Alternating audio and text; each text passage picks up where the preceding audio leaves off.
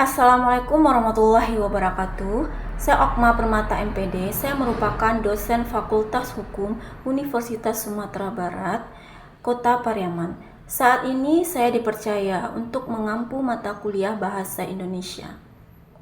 Di dalam mata kuliah Bahasa Indonesia ini, saya akan menjelaskan 14 materi dengan UTS dan UAS menjadi 16. 14 materi tersebut diantaranya pada pertemuan pertama saya akan menjelaskan isi dari RPS, kontrak perkuliahan, dan lanjut kepada materi sejarah bahasa Indonesia. Di pertemuan kedua saya akan menjelaskan ragam bahasa. Di dalam ragam bahasa ini ada ragam bahasa lisan dan juga ragam bahasa tulisan serta fungsi dari kedua ragam tersebut. Pada pertemuan ketiga, saya akan menjelaskan ejaan yang disempurnakan serta tanda baca. Pada pertemuan keempat, saya akan menjelaskan diksi, kata serapan, kalimat istilah, dan gaya bahasa. Selanjutnya di pertemuan kelima, saya akan menjelaskan materi kalimat dasar dan kalimat turunan. Selanjutnya di pertemuan ke-6, saya akan menjelaskan kalimat efektif. Di dalam kalimat efektif ini, saya menjelaskan mulai dari pengertian, fungsi kalimat efektif, ciri-ciri kalimat efektif, serta unsur-unsur penyusun kalimat efektif. Pada pertemuan selanjutnya, yaitu pertemuan ke-7, saya akan menjelaskan mengenai paragraf. Di dalam materi paragraf ini, saya juga menjelaskan pengertian dari paragraf, ciri-ciri paragraf, jenis-jenis paragraf, serta struktur penulisan dalam sebuah paragraf. Di pertemuan ke-8, kita akan mengadakan ujian tengah semester. Setelah ujian tengah semester, lanjut lagi kepada pertemuan ke-9, yaitu menjelaskan mengenai jenis tulisan. Pada materi jenis tulisan ini, saya menjelaskan pengertian jenis tulisan, ciri-ciri jenis tulisan, jenis-jenis tulisan, serta sistematika penulisan ketika kita dalam membuat sebuah penulisan. Selanjutnya pada pertemuan 10, saya menjelaskan tema, topik, dan judul. Pada tema, topik, dan judul ini, saya menjelaskan perbedaan dari ketiga materi ini. Selanjutnya, yaitu saya akan menjelaskan konsep dari karangan ilmiah. Pada konsep karangan ilmiah ini, saya menjelaskan bagaimana langkah-langkah yang harus dilakukan oleh seorang mahasiswa dalam menyusun atau membuat sebuah karangan ilmiah. Pertemuan ke-12, saya menjelaskan pengertian kutipan, pengertian daftar pustaka, dan pengertian catatan kaki, serta langkah-langkah dalam penulisannya. Pada pertemuan ke-14, saya akan menjelaskan bagaimana cara menyunting sebuah karya ilmiah. Selanjutnya di pertemuan ke-15, saya juga akan menjelaskan bagaimana caranya kita untuk menulis atau membuat sebuah surat, yaitu mulai dari pengertian surat, jenis-jenis surat, struktur penulisan surat, serta tematika dalam penulisan surat. Nah, selanjutnya yaitu pertemuan ke-16. Di pertemuan 16 ini, kita akan mengadakan ujian akhir semester. Itulah ke-16 kali pertemuan. Selanjutnya yaitu dalam pembelajaran bahasa Indonesia ini, penilaian saya yaitu saya akan memberikan nilai kepada mahasiswa dalam bentuk evaluasi. Pertama adalah absensi. Absensi mahasiswa ini saya tetapkan 20%. Yang kedua yaitu tugas dan kuis. Untuk tugas dan kuis ini saya tetapkan kepada mahasiswa yaitu 20%. Selanjutnya untuk keaktifan di dalam kelas saya tetapkan 10%, serta untuk UTS 25% dan ujian akhir semester yaitu 25%. Nah, nantinya saya akan menilai evaluasi mahasiswa sesuai dengan kontrak perkuliahan yang sudah dijelaskan awal.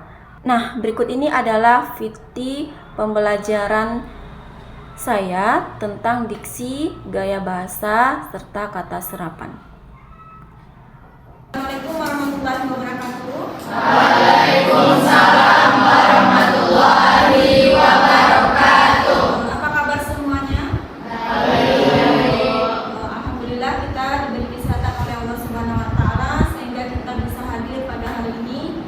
mata kuliah Bahasa Indonesia dengan materi diksi dan gaya bahasa. Nah, jadi dalam melakukan pembelajaran itu kita harus disesuaikan antara waktu dengan pikiran kita. Pada sarapan semuanya? Sudah? Nah, semoga nanti apa yang Ibu sampaikan bisa diserap oleh saudara dan bisa nanti saudara terapkan di kehidupan. Nah, jadi untuk materi kita hari ini yaitu mengenai diksi serta gaya bahasa. Nah, untuk diksi,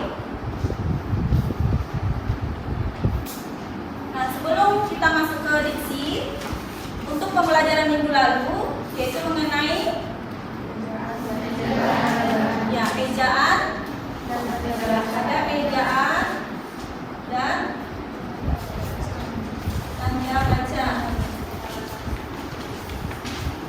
Berarti ada dua ya, ada ejaan dan tanda baca. Nah, jadi kaitan antara ejaan dan diksi ini apa kaitannya? Yaitu saling melengkapi. Nah, jadi pembelajaran kita itu saling melengkapi, mulai dari bahasa, nanti ada turunannya yaitu ragam bahasa. Setelah kita menemukan ragam bahasa, baru kita adanya ejaan dan tanda baca. Setelah adanya ejaan, masuk ke diksi. Nah, jadi dari ejaan ini kita mengenal apa? Apa yang kita kenal? Huruf. Yaitu huruf dari A sampai Z. Nah, itu adanya huruf kapital di sana dan juga huruf non kapital. Nah, ejaan itu juga kita artikan bahwa susunan yang akan menjadi sebuah kata. Nah, kata itu termasuk ke diksi. Diksi ini apa?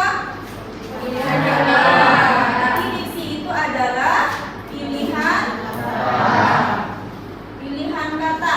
Diksi itu merupakan pilihan kata atau cerminan seseorang. Nah, contohnya saja kalau cerminan seseorang itu, kalau ada seseorang yang gugup dia dalam berbicara, itu cerminan diri dia dalam mengungkapkan kata-kata bagaimana? Apakah lancar? Ya, terbata-bata. Nah, sama halnya saudara dalam bercermin. Kalau kita bercermin sebelum berangkat kan saudara bercermin. Nah, bercermin bagaimana gaya kita, apakah sudah rapi. Nah, itu juga cerminan diri. Nah, sama halnya kita dalam berbahasa, bagaimana bahasa seseorang itu juga mencerminkan dari daerah mana dia. Nah, contohnya itu termasuk juga kan teragam bahasa. Nah, cerminan diri seseorang itu antara daerah satu dengan daerah yang lainnya pasti berbeda cara penyampaian atau logatnya. Nah, pilihan kata yang kita pilih itu juga beragam, mencakup beberapa diksi atau pilihan kata. Yaitu contohnya yang pertama yaitu pemilihan kata yang tepat dan sesuai dengan konteks. Nah, jadi pemilihan kata kita itu harus tepat dan sesuai dengan konteks. Nah, sesuai dengan keberadaannya. Nah, misalnya konteks kita itu suasananya bahagia. Nah, jadi pilihan kata kita seperti apa? Juga harus bahagia. Nah, jadi sesuaikan dengan konteks tadi. Dan yang kedua itu ketepatan makna. Ada makna denotatif dan nominatif. Yaitu makna yang apa denotatif?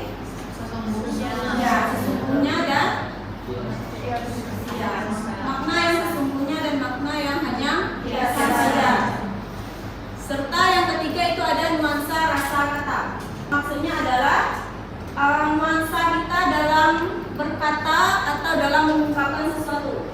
Apakah rasa senang, rasa sedih, atau rasa bahagia.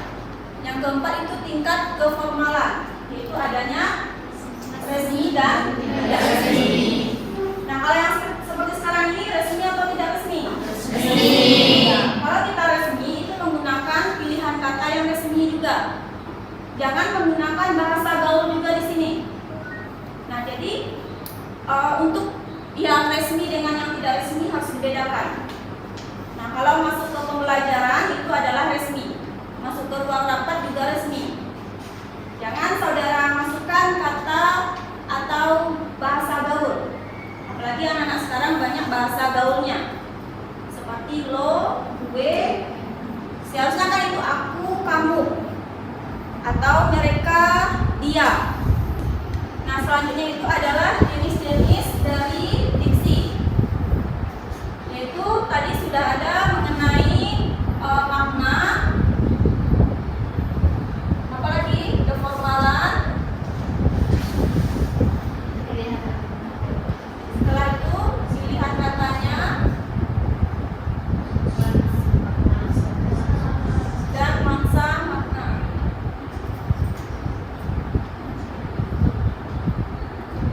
Nah, ini sangat penting untuk saudara ketahui. Kalau tidak ada makna dalam sebuah kata, nah itu tidak akan tersampaikan dengan baik. Dalam artian makna yang sebenarnya atau makna yang sesungguhnya. Itu contohnya ayah membeli rumah di pinggir kota. Itu kan makna yang sesungguhnya. Kalau makna yang kiasan atau konotatif, itu ia pulang ke rumah abadi. Dalam artian ke rumah itu bisa meninggal dunia. Nah, jadi kita cocokkan mana yang cocok untuk kalimat denotatif dan konotatif. Makna kiasan itu bisa ke puisi, bisa ke cerpen, karena kita mengias seseorang atau kita mengartikan maknanya itu ke siapa yang harus kita tuju. Nah, jadi itu yang pertama, makna denotatif dan konotatif. Yang kedua, ada berdasarkan tingkat keformalan. Tadi sudah dijelaskan juga. Misalnya untuk yang formal dalam situasi resmi, itu ada contohnya beliau telah wafat. Nah, jadi untuk kata beliau yang telah wafat itu adalah yang resmi. Misalnya beliau telah mati, apakah resmi? Yang ketiga itu berdasarkan pilihan kata. Berdasarkan pilihan kata itu ada sinonim dan antonim. Kalau sinonim apa? Samaan. Kalau antonim? Lawan kata. Yang keempat itu bernuansa makna, yaitu menyesuaikan emosi, budaya, dan konteks sosial. Contohnya untuk kata perempuan itu dia bersifat netral, untuk kata cewek santai, sedangkan wanita itu lebih sopan atau formal. Biasanya kalau untuk jenis kelamin itu di dalam surat lamaran apa yang ditulis? Perempuan, bukan cewek ya? Bukan. Nah, jadi bedakan antara penulisan yang formal juga dengan yang formal. Bukan juga termasuk formal ke informal.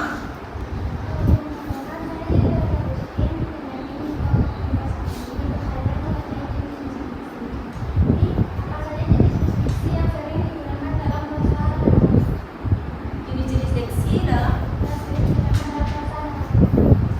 prosa naratif.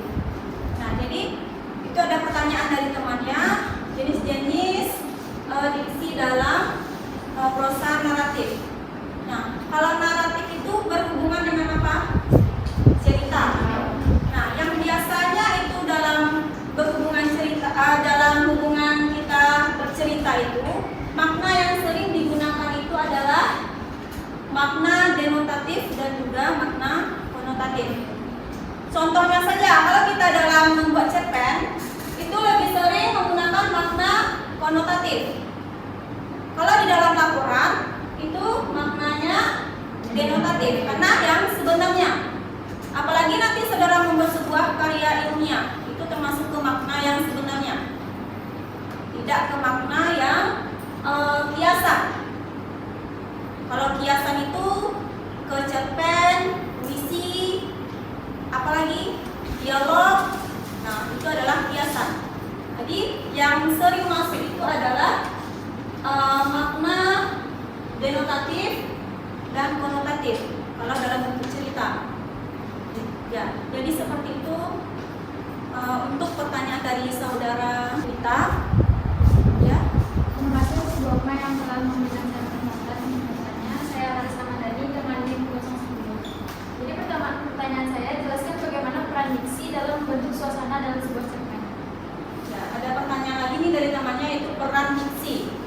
Peran diksi dalam sebuah cerita itu adalah sebagai pembentuk sebuah kalimat.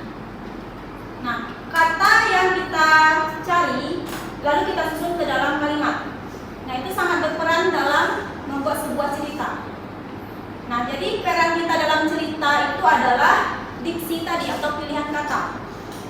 Nah, misalnya kalau pilihan kata tidak sesuai, apakah bisa dicerna atau diterima oleh pembaca?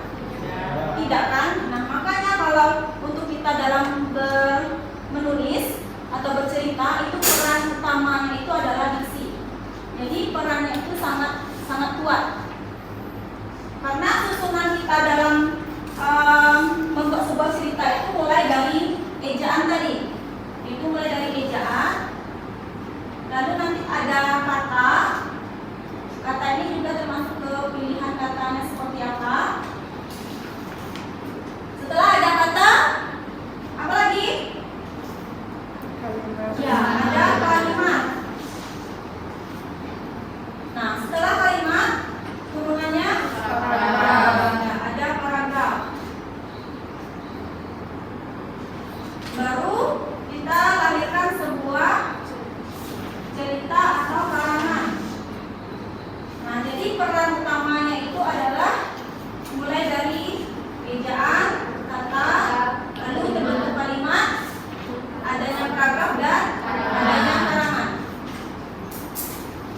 Jadi kalau untuk waktu SD dulu kan saudara sudah belajar tentang ejaan.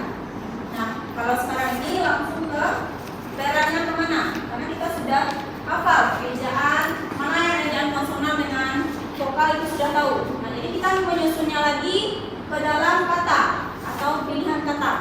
Atau kata itu juga disebut dengan fonem. Nah, jadi adanya kalimat, paragraf, baru terbentuk sebuah karangan. Nah, jadi susunannya seperti itu. Jadi seperti itu untuk pertanyaan dari Laras. Nah, kita lanjutkan. Selanjutnya itu adanya ciri-ciri dari diksi. Nah, kalau kita membuat kata atau memilih sebuah kata, ciri-cirinya itu ada tepat makna, efektif, sesuai situasi, indah secara estetika, dan kaya variasi atau tidak monoton. Nah, jadi kalau kita dalam menulis itu harus kaya dengan bahasa atau kaya dengan kosakata. Dengan sering kita membaca, itu kosakata yang kita keluarkan pasti banyak. Nah, jadi ada berapa ciri-cirinya? Ada 5. Nah, itu adalah ciri-ciri dari diksi. Nah, mohon dipahami itu ciri-cirinya. Selanjutnya ada struktur penulisan, ada pemahaman konteks, pemilihan kata, ada penyesuaian dengan gaya bahasa, dan penyusunan kalimat. Nah, jadi struktur ini juga penting untuk saudara, apalagi untuk penyesuaian dengan gaya bahasa. Penyesuaian konteks juga, yaitu mengetahui siapa orangnya, tujuannya kemana, dan media yang digunakan seperti apa. Yang kedua, pemilihan kata, yaitu memilih kata yang paling tepat sesuai dengan tujuan, nuansa, dan makna. Yang ketiga, tadi penyesuaian dengan gaya bahasa, apakah bersifat formal, santai, atau sastra, ataupun ilmiah. Selanjutnya, penyusunan kalimat, menyusun kata-kata, pilihan kata tersebut ke dalam kalimat yang padu dan jelas. Kalau kita menyusun kalimat, itu harus ada strukturnya apa? SPOK. Ada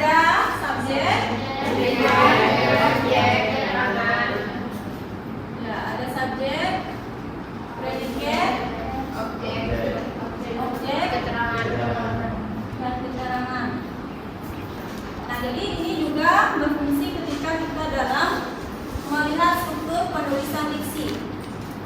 Nah, struktur penulisan diksi itu sesuaikan dengan konteks apa yang harus kita kerjakan. Situasinya seperti apa, gaya bahasanya bagaimana. Nah, jadi seperti itu untuk yang struktur penulisan diksi. Nah, tadi kan kita membahas mengenai ada di sini penyesuaian dengan gaya bahasa. Nah, jadi diksi atau pilihan kata itu saling berkaitan dengan gaya bahasa. Gaya bahasa itu adalah artinya ciri khas seseorang dalam mengungkapkan pikiran. Kalau di karya sastra banyaknya gaya bahasa ini ditemui di penulisan apa? Ya, puisi. Karena puisi itu banyak gaya bahasa di sana, yaitu maknanya yang tidak maknanya itu tersirat atau tersurat. Tersirat. Itu termasuk ke gaya bahasa. Nah, jadi jenis-jenis gaya bahasa itu ada juga. Kalau di puisi jenisnya seperti apa? Jadi jenis gaya bahasa itu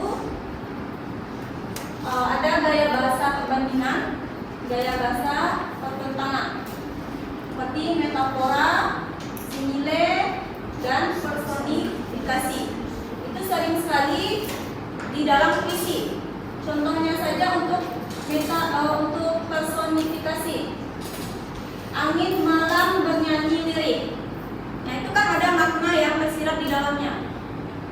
Nah, itu juga dia sesuaikan dengan pilihan kata. Temanya apa tentang puisi tersebut ke dalam karya sastra. Nah, kalau ke dalam karya ilmiah jangan dibawakan dengan kalimat yang seperti ini atau gaya bahasa seperti ini. Di ilmiah itu gaya bahasanya yang formal dan baku. Yang kedua, gaya bahasa pertentangan. Nah, contohnya saja untuk yang hiperbola ini, gaya bahasanya secara berlebihan. Ada lagi gaya bahasa sindiran. Nah, ini sering juga nih gaya bahasa sindiran, yaitu adanya ironi, sarkasme, dan sinisme.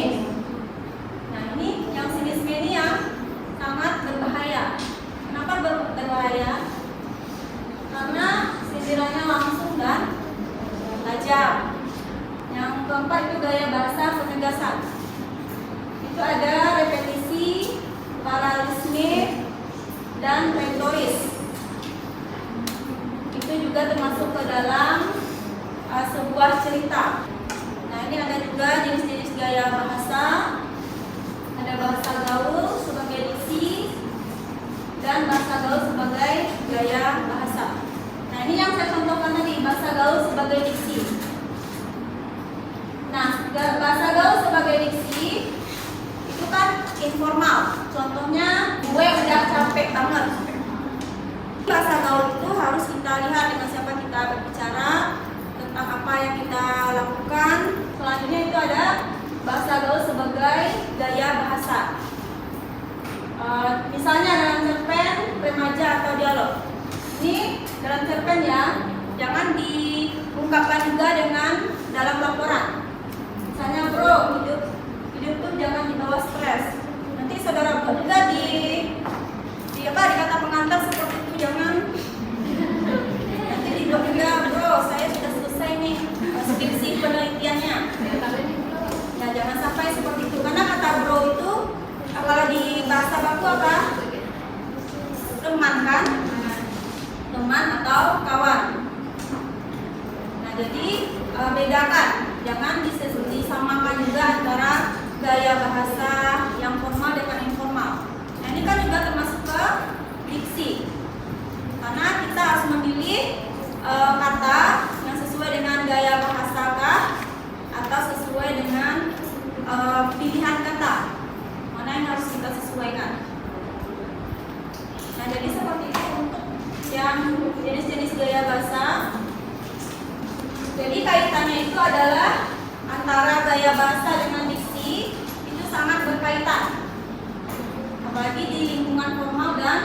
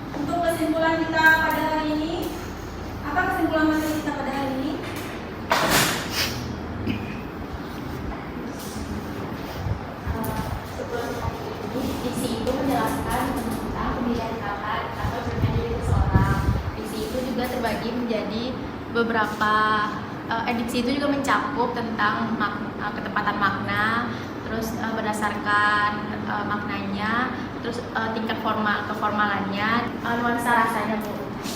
Diksi itu jenis-jenisnya itu yang maknanya itu berdasarkan denotatif dan konotatif. Kalau formal itu formal dan non formal. Kalau nuansa maknanya itu menyesuaikan dengan sosial, budaya